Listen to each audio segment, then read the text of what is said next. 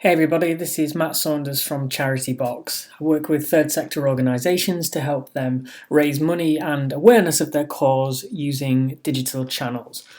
I wanted to speak a little bit today about blogging and how you can write an effective blog post. We put together websites for third sector organisations, and quite often when they get handed over, I find that people aren't quite sure how to get the best out of their blog.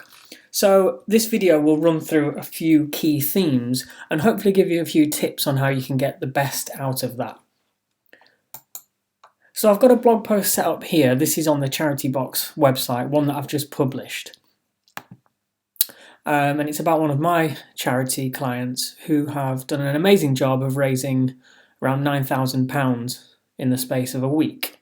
So this is what the post looks like on the front end of the website. And I'm just going to break this down a little bit. So this is where you write the post. This is in the WordPress post editor. And you can see we obviously start with a title. Now this is obviously quite a catchy title. It's got the number, the amount of money raised in there. So when people are scanning this, if it appears in their news feed on Twitter or LinkedIn, they'll see this number probably. They'll see the word fundraising. They'll be more sort of likely to click on that if it kind of piques their interest. So the title of the post is something that's worth considering and putting in those keywords that are actually going to attract your key readers to your content. I then just go on to talk about the donation system itself, and I've got a screenshot in here that shows you can see that they've raised more money than they actually set out to do. So actually they've gone over their goal, which is great. But the point is that this image here illustrates exactly what they were trying to achieve and how they achieved it.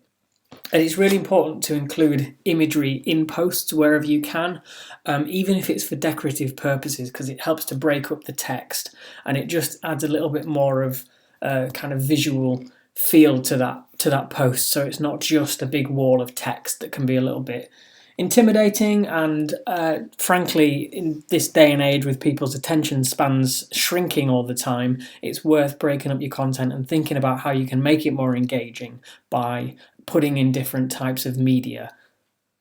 Along those same lines, actually, you can also use something called a block quote, illustrated here by these little quote icons. If we look at that on the front end, you'll see that this is used to break up these two blocks of text here. So if I'm on this page now and I'm scanning through it, I might read a little bit of this, but then my eyes might go to this image here. Okay, I see what that's about.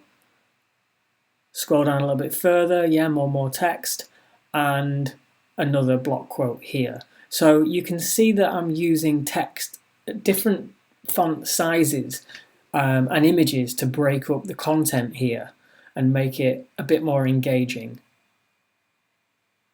One thing that's also worth bearing in mind when putting together a blog post is adding some kind of call to action.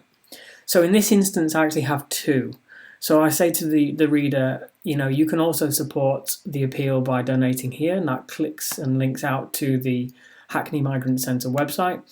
And also I've got a kind of a call to action here that says raise more money online. So this is a plug, if you like, for the services here, which is if you'd like to get in touch, you can arrange a call and then we can help you with your sort of online service delivery. So they're my call to actions, and they appear obviously at the bottom here, and it's obviously under a heading, which again helps to break up the content and catches your eye if you're just scrolling down like this. Oh, there we go, raise more money online again. So it's not too verbose, it's very, very straightforward. It says what it's going to do. It's going to enable you to raise more money online. So that's sort of the main structure, if you like, of a blog post. Obviously it's got an image as well, which is very important. You find most blog posts have images. This one's one that they've actually taken themselves over at the centre, so it's an original image as well. It's not a piece of stock photography, which, in an ideal world you would have your own photography, but it's not always possible, so you would use stock photography, but this is real, so that's good. One thing that I did want to come on to is the topic of categories and tags. Now, this comes up quite a lot in conversations. People aren't quite sure why you would use a category in a blog or why you would use tags. And in this instance, I have 3 categories that this blog post sits under: fundraising, giving, and news. And you can define these in WordPress in the categories section here. So as you can see, my blog's got numerous categories: advice, marketing, technical, as well as these 3 categories here. And what this essentially enables me to do is say, okay, if I've got hundreds of blog posts, hundreds of pieces of content, I'm going to need to add some order to that chaos. How can I do that? And a category enables you to do that. And sometimes a piece of content might sit under multiple categories, as is the case here. So I've looked at this and I've said, well, it's definitely about fundraising. It's also about giving. That's one of my other categories. And it's also news, because this is news from a client. So I want to share this in an area that would be applicable to news. I suppose you could argue that it would sit under marketing as well, potentially. Certainly not technical, maybe not advice, but definitely these 3 categories here. So if you think of categories as a way of just that, categorizing your content, that gives you an idea of how you can use categories to make your content more accessible and easier to find and easier to browse. Now, these are quite different to tags, which if I scroll down to the bottom, you'll see here. So these are illustrated by a little tag icon. So you can see I've got a few tags here, and those are edited also in the WordPress editor just here. Now, tags are quite distinct from categories in that if a blog post like this, a blog post belongs to a category, but tags belong to the post, it's kind of like a hierarchical way of structuring that content. So I think the most obvious example here is the COVID-19 tag. Now, with COVID-19 obviously being a huge talking point at the moment, I might produce several pieces of content about COVID-19, but I don't want COVID-19 to be a category. If we go back to my actual blog screen, so sort of the homepage of the blog, you can filter all of these blog posts by these categories here. Now, you know, when the COVID-19 stuff starts to die down, which hopefully it will do soon, I don't really want to have a top level category called COVID-19 because it won't be relevant.